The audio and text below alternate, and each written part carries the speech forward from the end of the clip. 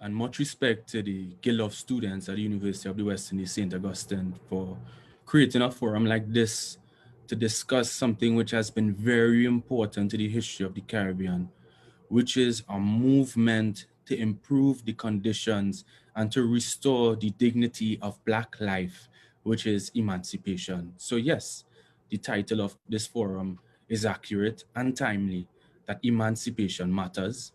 And before I begin, I would like to send greetings to my comrade Jensen Samaru in Guyana right now, who is unable to take part in this forum because of a tragedy. But Jensen also shares the same Earth Day as I do, which is July 30th. That doesn't make us special, actually. It just makes us really nice people on this day. So this is my birthday, and I'm so happy to have the distinguished honor to present to my student government at the University of the West Indies. George Floyd matters. Black lives matter. At this moment, we are witnessing rebellion against the long history of US racism, violence against Black people, the long chapter of lynching that was again made visible with a police officer with his knee on the neck of another man while his hands remained in his pocket.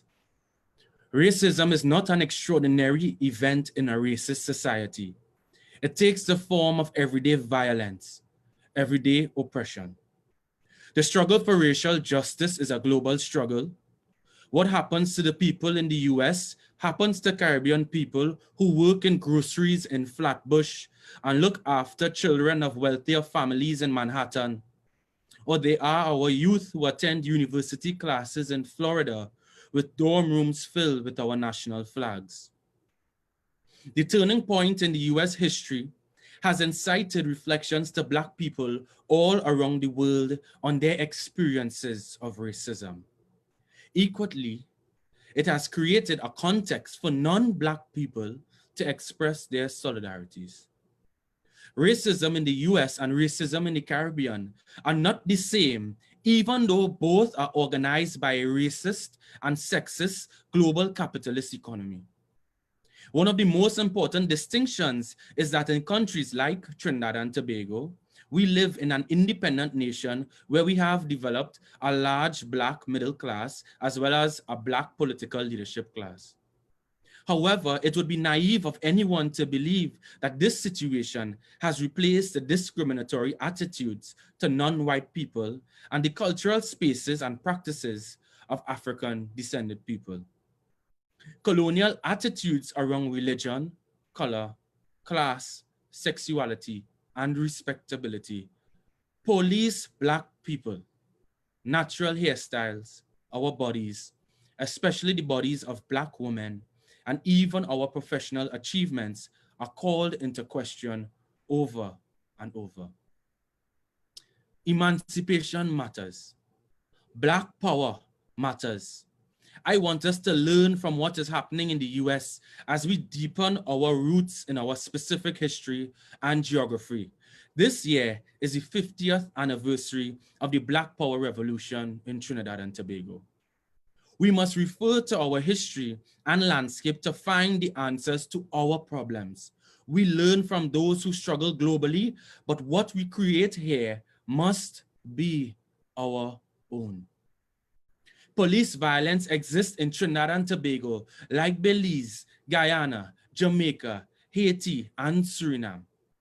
Specific to Trinidad and Tobago, in a country where there's over 500 murders in one calendar year, people from all walks of life demand their safety and well-being at all costs.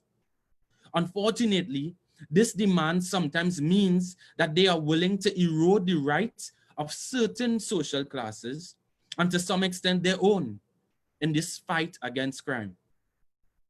The problem is that the fight against crime kicks down the door in one community and rings the bell in another. To a large extent, the violence is class-based and working class people have little resources to get justice when the police use excessive force. The priority, however, is peace and safety, not over-militarization. The choices that a group of black boys in East Port of Spain, the rounding up of a group of black boys in East Port of Spain and publicly shaming them into a video apology to the Commissioner of Police smells of class condescension and racism. For all of you, I want you to imagine a group of boys in the right place, from the right schools, with the right background, doing something wrong. Would they be forced to do an apology to the head of the police service?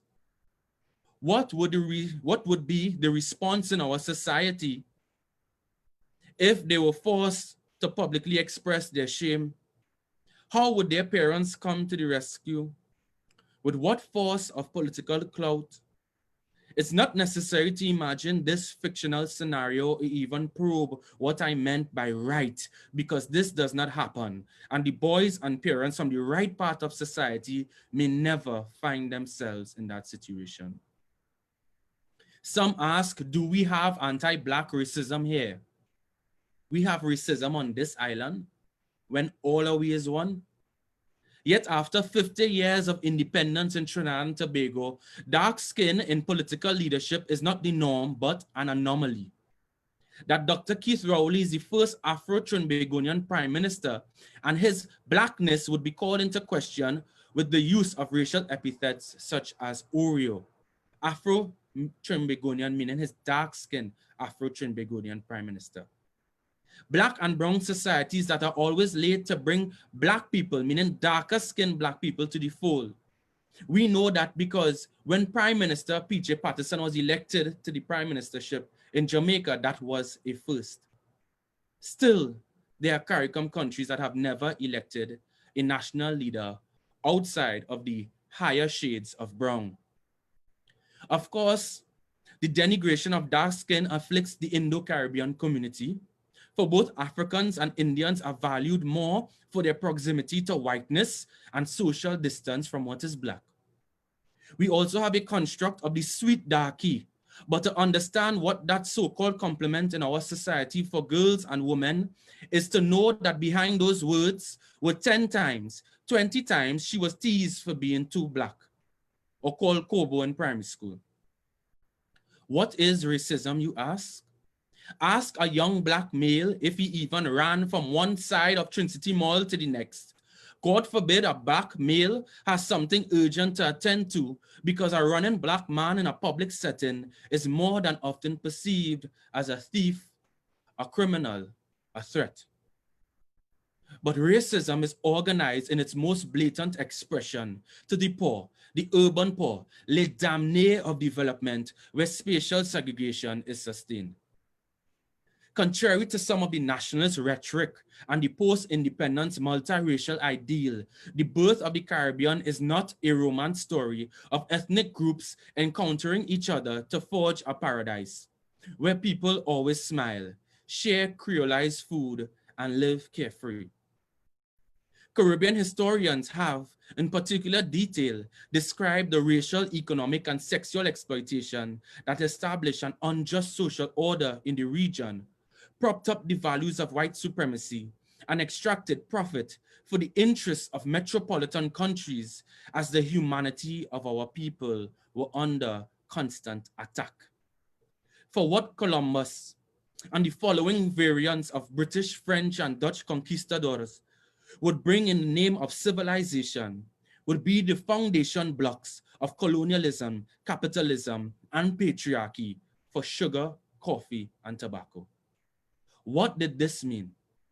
It meant that the value, the worth, the meaning of life was up to the person or country that was prepared to be the most violent, most far-reaching in their brutality, most inhumane in their desire to construct and manage economies of atrocity. Our wave of independence in the mid-20th century brought about significant political, social changes, and to a lesser extent, economic transformation. For the most part, an emergent class of black male political leaders occupied the reins of the state. But this struggle did not end our desire to be more integrated into a global economy, to build a more modern nation and subject our societies to racial, class, and gender orders that were received from outside. To this day, people ask, what does independence mean? And now, as we make decisions nearing the quarter mark of the 21st century, we can be clearer on what independence cannot mean. Independence cannot mean a change in the complexion of our rulers, from white to black, and the continuity of the complex of our colonizers. Independence cannot mean a freedom to self-speak ourselves into breaking with our past. Neither a person nor a country breaks away from their past. They are tasked with remembering it with greater detail and a new ethic of life to justify their choices in the present. For this reason, our analyses of injustice must situate the role of race, class, gender, and geography. European industrial development was not possible without the exploitation of colonies in places far away from London, Paris, and Barcelona. Plantation societies were not simply a story about labor and the modes of production in the New World. It is a story about the sweet tooth of capitalism that savaged the land and culture of indigenous peoples, enslaved Africans, established systems of Indian indentureship, and conscribed future generations to a social order of white over brown over black, men over women, ruling elites over crabs over the poor, respectability over the rest of the society. Colonialism put shame into legislation and economic policy, and colonial culture put shame into our bodies. The economics of the plantation would rely upon women's reproductive capacity.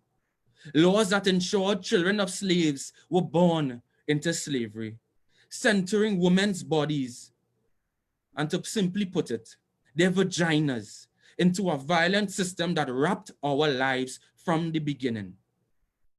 Colonialism, racism, and patriarchy wrapped our lives from the beginning. And it is our recognition of their intersectionality in our work for liberation that can create potential for their end. The question lingers, what now?